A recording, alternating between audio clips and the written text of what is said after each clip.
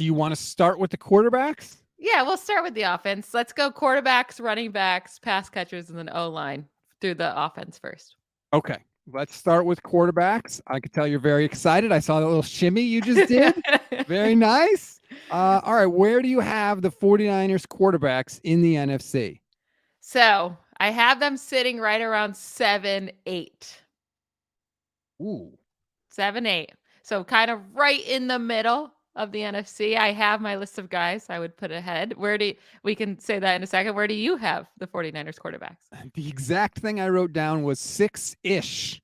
So Six. not really that much different from you. I think I could be convinced either way. Where did you run them down for me in the NFC? Okay, so I have Jalen Hurts, Dak Prescott, Kirk Cousins, Justin Fields, healthy Kyler Murray, healthy Matthew Stafford, which I don't know if Matthew Stafford will ever get back to full health. So he's kind of question mark there. And then I have Jared Goff right there with the 49ers quarterbacks, because I think if you put Jared Goff with Kyle Shanahan, he would do at least what Brock Purdy did, right? Like, I don't think he'd be worse than Brock Purdy. He might even be able to be better. So that I have him kind of there with Jared Goff. And this is all saying, like, I'm taking these quarterbacks out of their environment and thinking of them in the Kyle Shanahan system, because we're comparing the 49ers quarterbacks to them. Would they be better or worse than Brock Purdy / Trey Lance / Sam Darnold? Doesn't count because he's the worst quarterback in the league. But would they be? And I think those 6 guys I named I would say definitely would be at least as good as Brock Purdy, probably better. I had Hurts 1. I agree with you. We have pretty similar rankings. Hurts 1, Dak 2. I put Stafford 3 if we're assuming he's healthy. I didn't put Kyler Murray anywhere on the list because I know he's hurt, and I was just looking at like this year. So I went Hurts, Dak, Stafford, then Cousins 4, and I have Geno Smith 5. You kind of would slept not on take Geno. Geno Smith over. I would still keep Brock Purdy and Trey Lance over Geno Smith easily. I mean, I would too, because Geno's expensive for what he is, but that's what the range I have him in. Geno, Goff, kind of in that range, and then I put the Niners basically right after that. You're crazy if you wouldn't take Justin Fields over Purdy and Lance right now. I think he could be just as good. He would be special. He already is special, but he'd be extra special in the Kyle Shanahan offense. He's not as good a passer as Brock Purdy. He was passing to nobody. He has a better arm, but he's not as good a passer as Brock Purdy. Well, you have no idea if that's true, because he was passing to legit scrubs that will not even be playing next year. Like, there was no offense around him. He had absolutely nothing. And you're like, well, he's not like Brock Purdy throwing to Devo and Ayuk and Kittle and CMC. Like, yeah, of course he's not. Of course he's not. Does Patrick Mahomes still look pretty damn good with just Travis Kelce? We're not comparing anyone to Patrick Mahomes. No, Patrick hold Mahomes on. might be the most talented quarterback to ever play the game. But the point is, you can still look really good, even if you don't have great wide receivers. Travis Kelce is 100 million times anything that Justin Fields had last year. Yeah, I agree. Juju is way better than anything. No, he's not better than Darnell Mooney. Darnell Mooney got hurt pretty early on. He still exists. By the way, the Bears he didn't play, so he didn't exist. The Bears have a sneaky good core that they're putting together now. As I was going through, I was like, pass catchers, Bears, hey, not bad. Yeah, DJ Moore's good. No, I'm not on the Justin Fields train by any stretch of the imagination. He could be good, but based on what I saw last year, he's the next Jalen Hurts. Maybe not though. Maybe he's just a guy that, like Daniel Jones, it's a really good runner, and that's kind of it. No, he was a great passer in college. I don't think that just goes away. Okay. Are you serious? The history of the league is strewn with guys that were great passers in college that stunk in the NFL. I guess that's fair. That's fair.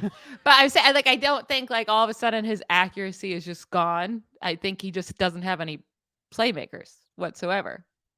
I think he's pretty accurate, but we'll see. There's a lot that goes into it. And he's incredible on the ground. Other than Lamar Jackson, he's the If you told me right now that I could trade away Brock Purdy and Trey Lance and get Justin Fields, I would do that and literally wouldn't even think about it. But again, I would have drafted Justin Fields over Trey Lance 100 times out of 100 times. There were a lot of 49er fans that feel exactly the way you do on that one. But I think we generally kind of agree on more or less, you have them a little bit lower for the 49ers quarterbacks than I do. But for the most part, we think they're, between 6 and 8. Would you think that's fair? Yeah, I think that's fair. I would not like your Geno Smith over them is crazy. I don't know why you would have what based on what you saw this year. Why would you have Justin Fields over Geno Smith? Geno Smith has been in the league for 11 years and he finally had one good season where really it was only one half of a good season. And then he already started to come back down slowly in the second half. Like you could just see that thing being like, wow, he had a really magical run there for a hot second. Like there's quarterbacks that have magical runs sometimes. And Geno Smith had his. I'm happy he got paid, but like I don't expect him to continue this greatness. I think the Pete Carroll system knows how to use his quarterbacks correctly, not put him in too big of a bind. Like I think he's in a nice system right now, but in Kyle Shanahan's system, Geno Smith would be fine. He'd like maybe similar to like a Brock Purdy, but I just would keep Brock Purdy, and I think Trey Lance has a way higher ceiling than Geno Smith, so I'm not messing with that. Geno Smith's had one more good year than Justin Fields has ever had. I'll just say that. Let's Did get he to. did he after year 2? Or did it Doesn't take him matter. 11 years to have a good year? Well, he wasn't a starting quarterback. Yes, he was. Maybe He had it starting chances for 3 seasons. after he got punched in the face by IK and Impala, he lost his job. Yeah, I think the Fields thing is definitely going to be worth watching. But I'm with quarterbacks, and I'm going to be this way with Brock and with Trey. It takes a long time for me to totally buy in. It takes more than a season, and definitely more than a season where a quarterback throws 17 touchdown passes like Justin Fields. Well, So, Jalen Hurts only threw 16 in mhm. 2021. Then he was pretty freaking good in Yeah, year and I'm 2 not or year sold on 3. him either. Like, Oh my goodness. I You're not need. sold on him after being the runner-up MVP and he would have won if he didn't get hurt? Yep. Okay. Yeah. As good of an MVP year is, that's only 1 year. Oh, okay. So you wouldn't trade for him right now and pay him? Trade for Jalen Hurts? Yeah. No, You're crazy. absolutely You're not. crazy. Let's get to the running backs. This I don't know if I could was, talk to you after that quarterback conversation. I mean, I am like so upset right now. did you really think it was going to go any other way? I don't know. Jalen Hurts is my baby, you know that, and Justin Fields is my second baby. So Yeah, no, I like Jalen Hurts. All I'm saying is I don't know that he's like going to be a stud top quarterback in the NFC for the next 10 years. I don't know that. you only need 5 years. He'll be a stud for the next 5 years at least. Yeah, we'll see. We will see. Let's go to running backs now. This was a really fun exercise. And I'm trying not to be a homer with this stuff, but I have the Niners with the best running backs in the NFC. Do you feel differently? I put number 1 49ers easily. Yeah, I wrote it's easy. pretty easily. And I don't even think it's really a competition because CMC is the best running back in the NFC, maybe in the whole NFL. And then you look like Elijah Mitchell is one of the best second running backs. So I can't put anyone else with them. I have a second tier of guys, but they wouldn't come like there's no way I'd be trading for them and giving away CMC and Elijah Mitchell. So I'm putting 49ers number 1 easily. Yeah, when you have arguably, and I don't know how arguable it is, but if you want to say it's arguable, okay, the number one guy at the position in the conference, and then the depth behind him. I even think Jordan Mason, especially for a third running back, is really, really strong. So to me, I had Niners 1. Here, I'll give you my rankings first. Niners 1. Then I went Vikings 2 Oof. with Dalvin Cook and Alexander Madison. Packers 3. Lions 4. Cowboys 5. Okay. Okay. You were making some faces there. Yeah, I mean, some of them we have the same. I have a second tier of teams, and it Mm-hmm. has the Packers in it with Aaron Jones and AJ Dillon. Yep. Dallas, I love Tony Pollard. I think he could be the second best running back in the NFC if he's Agreed. healthy next year. But Ronald Jones, the second one, I'm like, okay. But I do think with Tony Pollard, that puts him up there.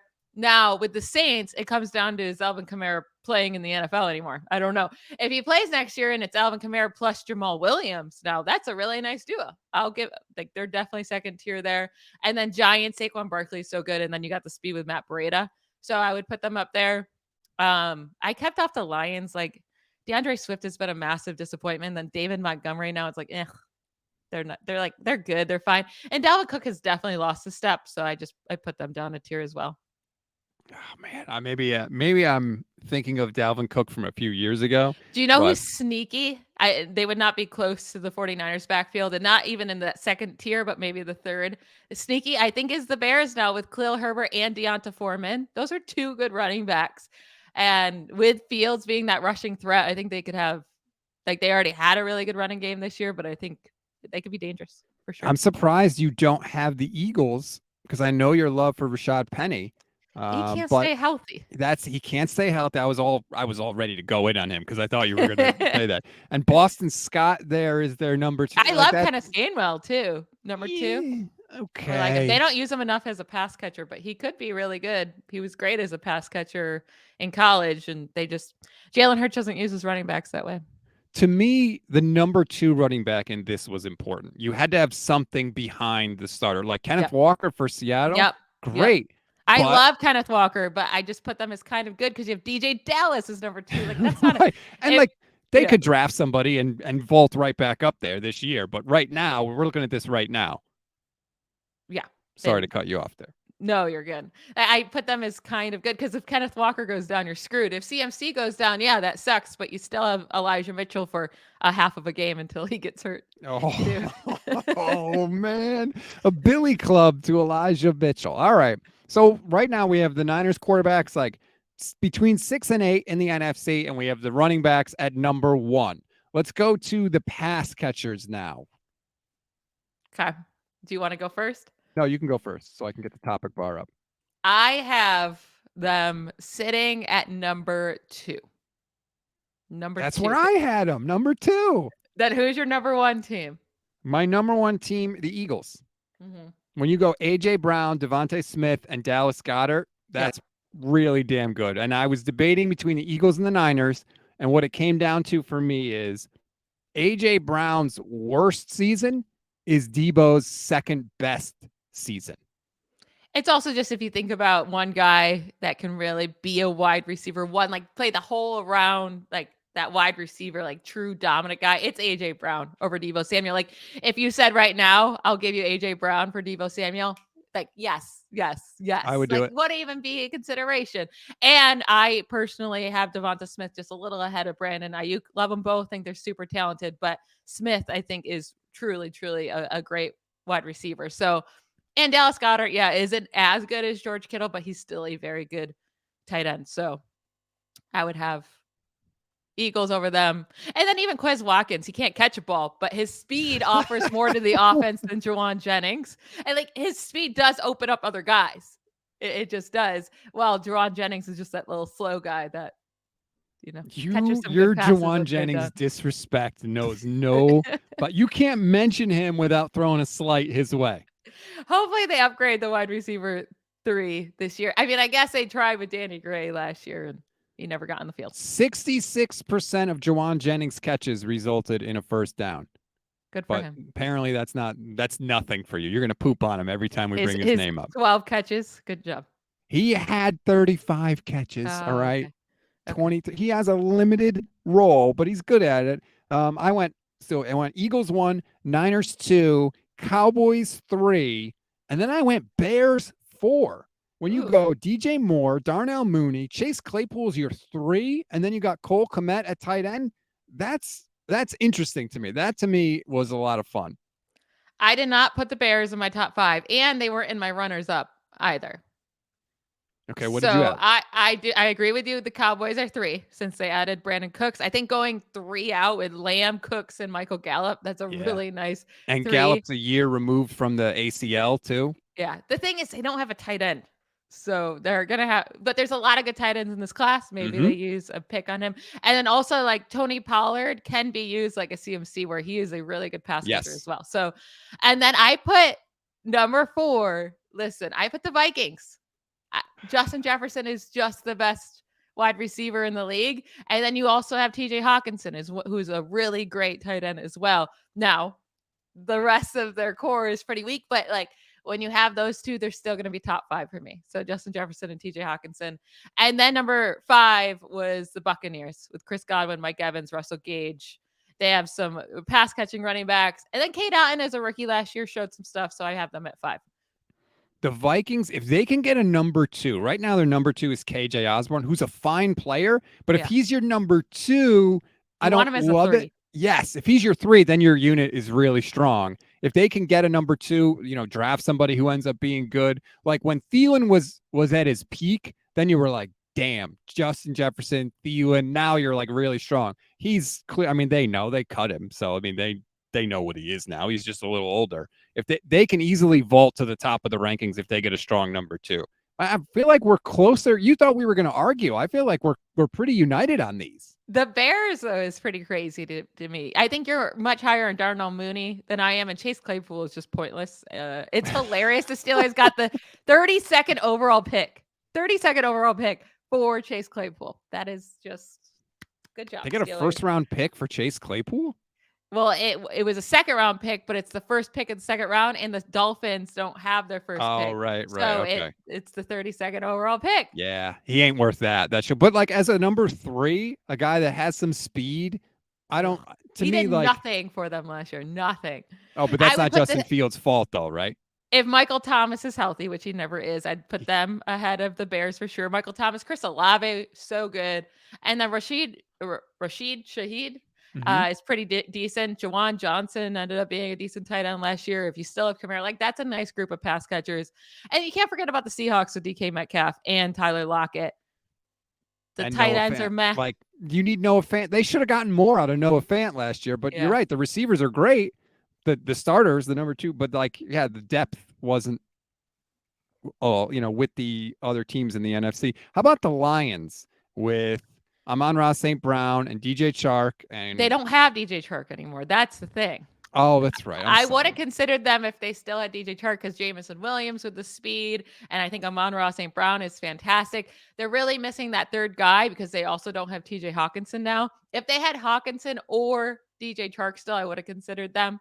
But like they really just have Amon-Ra, and then you're hoping Jamison Williams turns into something great. Right. Jameson Williams had one catch last Yeah. year. And I know he was hurt, but like, look, there are a ton of wide receivers that were drafted higher than Jameson Williams that have stunk.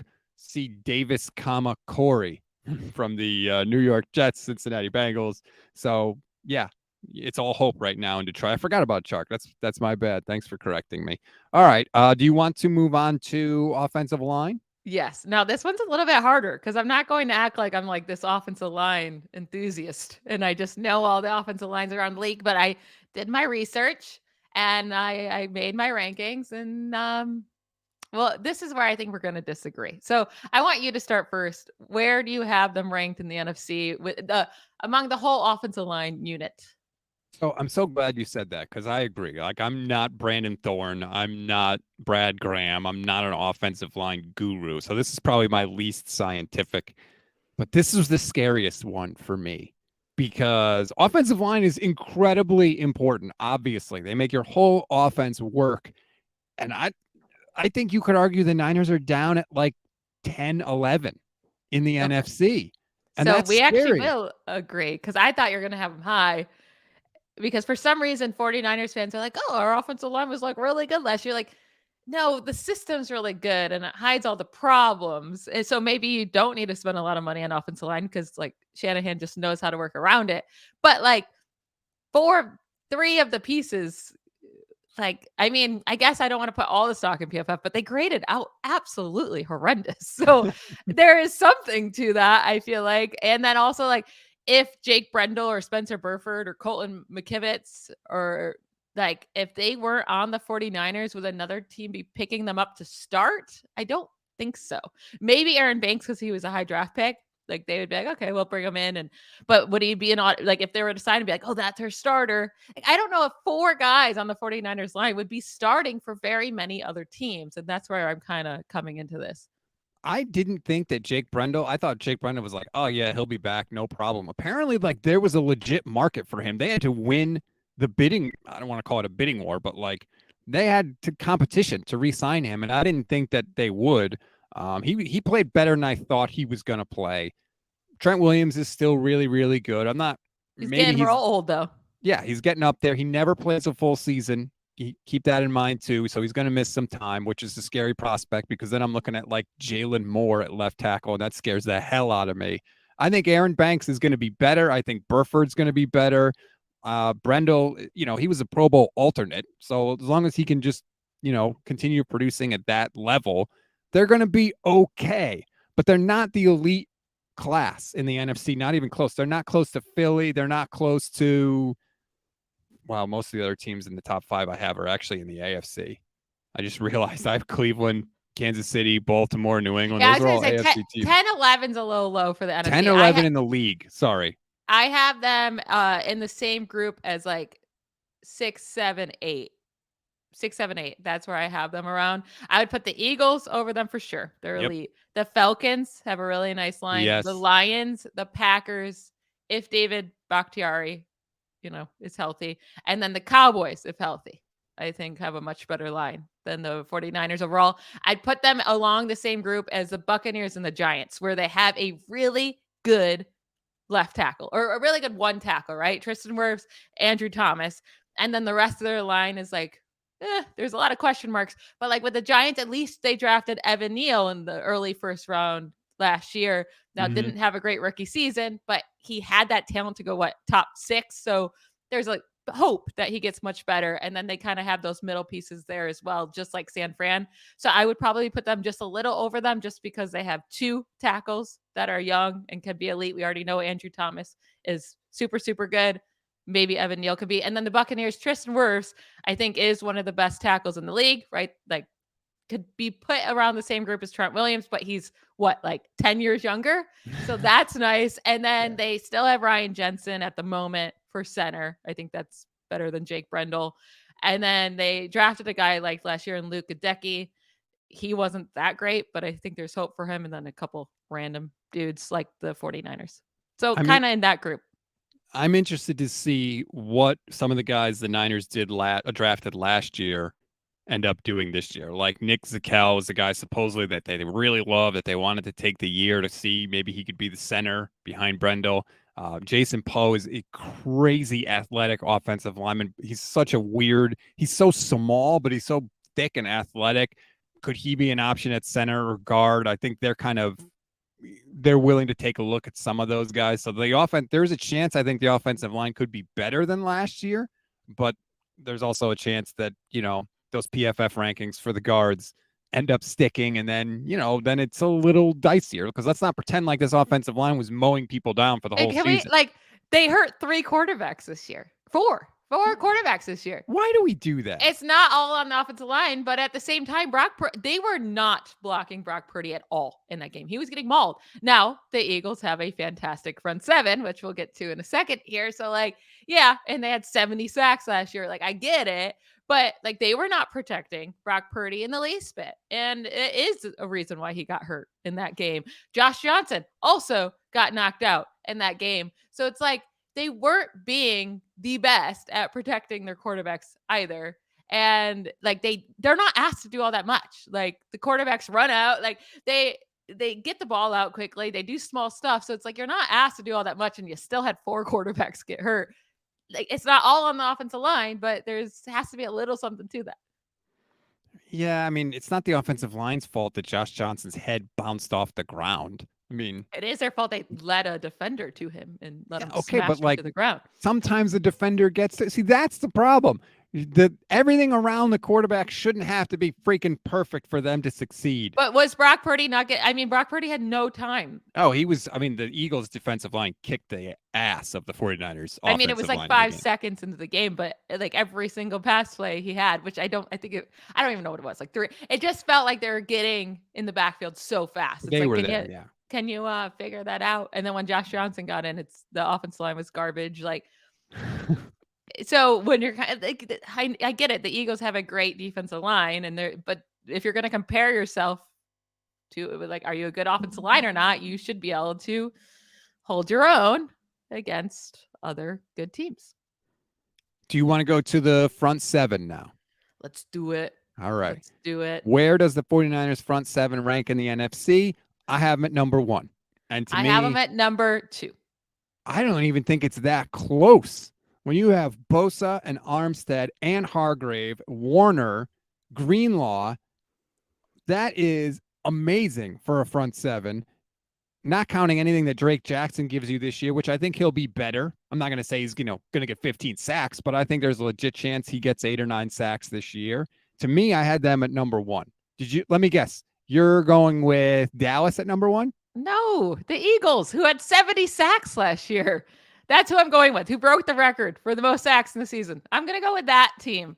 I get that Hargrave is now with the 49ers, which, yes, that's fantastic. They would be lower if they didn't get Hargrave. Let's just talk about this. The second guy for the 49ers in sacks had what, five?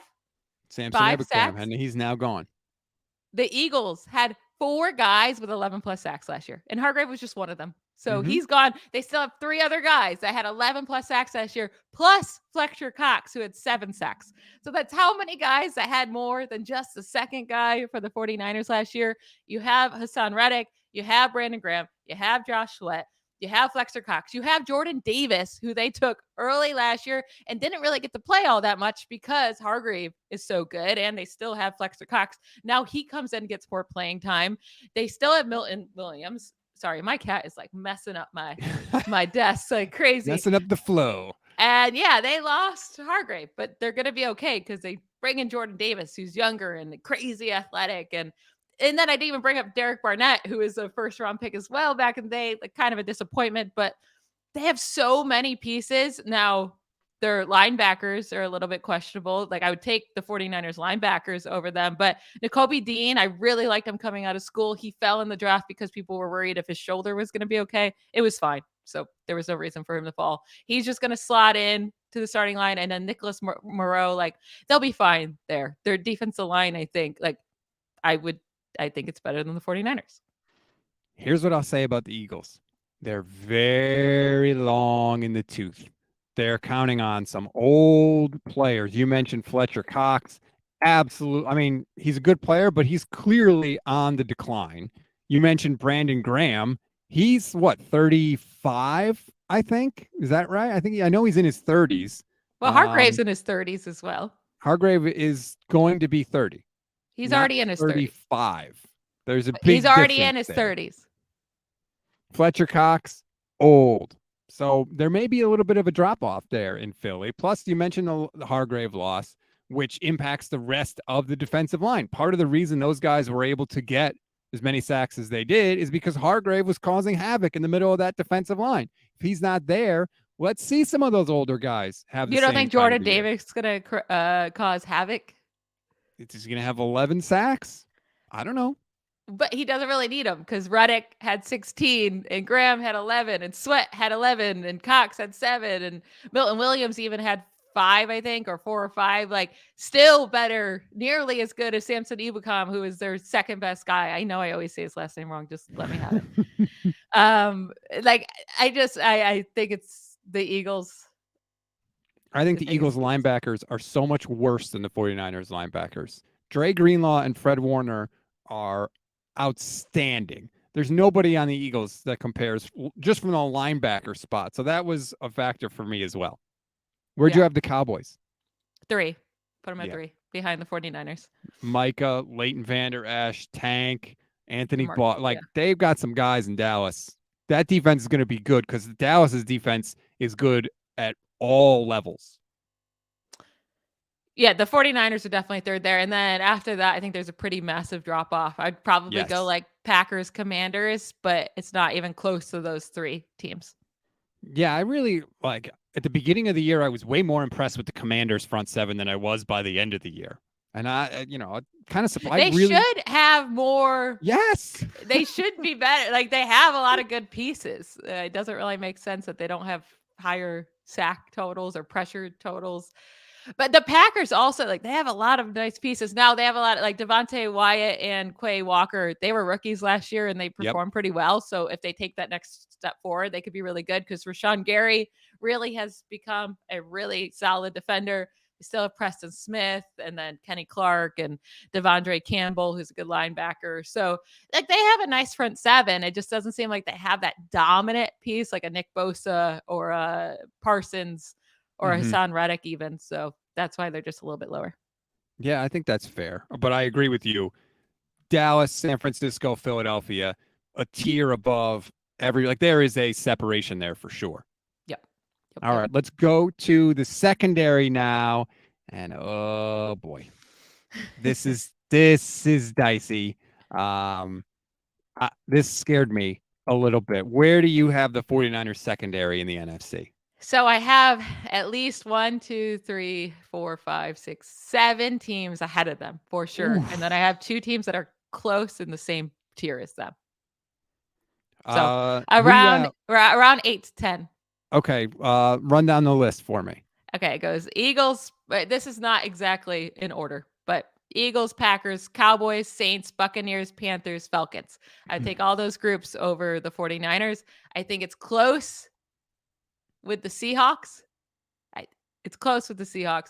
And then I lied. It wasn't 2 teams there with. I put that the Lions are sneakily fixing their secondary, but I would still take the 49ers group over the Lions right now.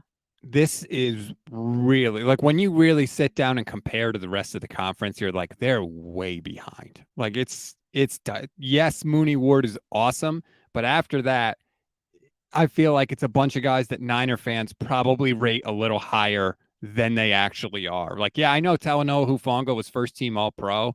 To me, he did not play like a first team All Pro safety the entire year. I think if you flip flopped his year and the first part of the year began with how he was playing at the end of the year, I don't know that he wins first team All Pro. He had a lot of good plays in prime time in front of people that a lot of national audiences got the chance to see. Not that he's a bad player by any stretch of the imagination. I just don't think he was the best safety in the NFL last year.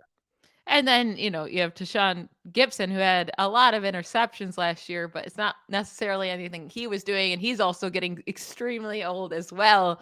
And it's like the speed there kind of scares me, the speed aspect from the safeties.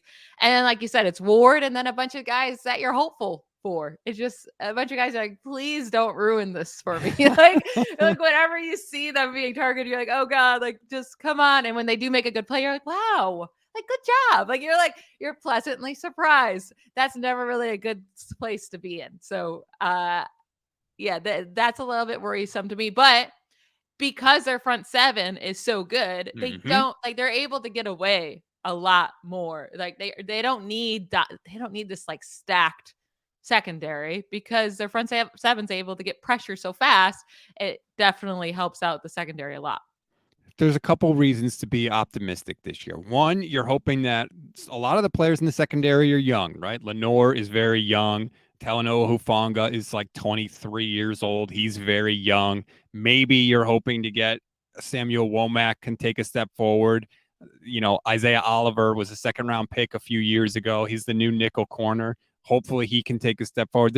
It's possible they play better or they are a better secondary this year than they were last year, even with most of the same players. And the other thing is Steve Wilks, their new defensive coordinator, was a secondary coach. That's his specialty. So that is not something the 49ers have had. Their previous 2 defensive coordinators were linebackers coaches. So maybe, hopefully, Steve Wilks can squeeze a little more juice from that orange and help with some of that improvement. But yeah, they have a ways to go in the NFC. And can we just talk about Seattle real quick? Like for a portion of the season last year, they started Kobe Bryant and Michael Jackson at corner. Like, why haven't we talked about that enough? Kobe Bryant and Michael Jackson. That's weird, okay? That is weird. That is weird. It's also weirder that like it looks like it would be the worst group of all time, especially adding in Tariq Woolen, who was a late draft pick, and they held their own. So and then you Jamal Adams and Quandre Diggs, and then they added Julian Love in free agency. Which group would you take? The Seahawks group or the 49ers group? I do think Seahawks. it's close. You take I the would take the Seahawks group? Seahawks. Tariq Woolen is a freak.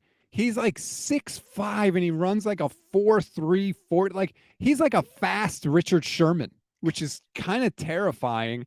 Their secondary, just look at it like this. How many names do you know in a given secondary? Usually, like every team has one, right? Mooney Ward for the 49ers, Trayvon Diggs for the Dallas Cowboys. There's always like one name in the secondary that you've heard of. Then you go to Seattle and you're like, wait a minute, they have Jamal Adams, they have Tariq Woolen, they have Quandre Diggs, like you mentioned. You're like, damn, I know all these guys. Well, that's the Lions. Sneak like if Okuda, um, Yep. if he was stepping up last year, so if he actually ends up being the player, he's never going to be a player that was expected. But if he ends up being a solid corner, and then they signed CJ Gardner-Johnson, they signed Cameron Sutton, who was the Steelers' best corner by far. They signed Emmanuel Mosley, and when he's healthy, he's really good. Like, that's a pretty solid group, especially if they end up spending another first rounder on like trying to bring in a top another safety or a corner, something like that. Like, they're really fixing their secondary. I can't put them ahead of the 49ers right now just because of how bad they've been. Like, they've been so Yeah, bad they at were covering terrible.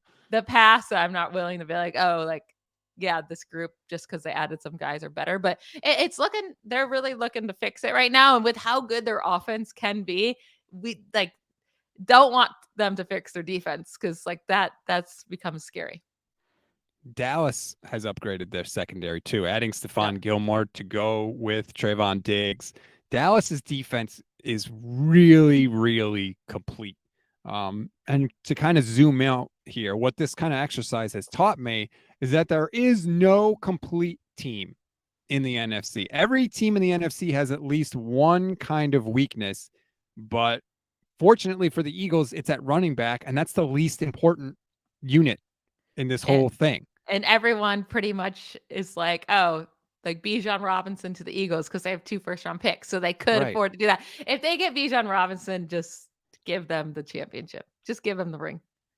I don't know. I mean, Jalen Hurts had the game of his life in the Super Bowl, and they still didn't win. And that's not a knock on him. And any like he may never play that good in a game again. There was a if they had won, that game would have gotten talked about, and that performance would have been like one of the greatest Super Bowl performances by a quarterback ever. And they lost, and we're gonna forget all about it. Yeah, it's crazy. I know that defense allowing 38 points. Yeah, don't let the other team score on every possession in the second half. That would But be yeah, so I great. look at the Niners, and the quarterback is like between 6 and 8. Running backs are first. Pass catchers are second. Offensive line, dicey. That's the biggest issue. The front seven, they're top 2, and the secondary is not elite, but good enough with the front seven that they have. Yeah. So do you feel better or worse about the 49ers in the NFC after running through this? I feel better about them definitely being number 2. I feel like before I did this exercise, I probably would have talked myself into them having a more complete roster than the Eagles. And then after doing this, I don't think that's true. I think the Eagles have the much more complete roster, including the most important position, which is the quarterback.